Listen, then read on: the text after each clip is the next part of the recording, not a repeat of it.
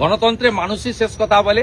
মানুষ যদি এগিয়ে আসেন, শুধু একটা কথাই বলবো, হিন্দুরা ভোটের দিনটা হলিডে হিসেবে পালন করবেন না, বাড়ি থেকে বেরিয়ে আসবেন, ভোটটা দেবেন। মহারাষ্ট্রে 5% বেশি ভোট পড়েছিল, বিপ্লব হয়ে গেছে। দিল্লিতে 10% বেশি ভোট পড়েছিল, বিপ্লব হয়ে গেছে। এখন থেকে এপ্রিল মাস লিখে রাখুন, যত বিদেশে পড়াশোনার জন্য আছেন, কর্মসূত্রে আছেন, এখানকার ভোটার ফিরে আসুন। যত অন্য রাজ্যে আছেন ফিরে আসুন, একটু অর্থ খরচ হোক, কিন্তু বাংলাটা বাঁচুক, দেশটা শক্তিশালী হোক।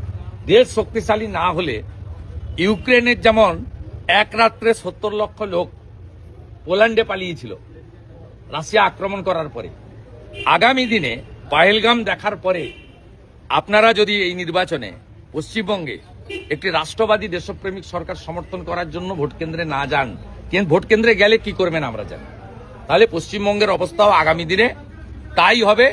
গ্রেটার বাংলাদেশ হবে, জামাতিদের হাতে পশ্চিমবঙ্গ চলে যাবে।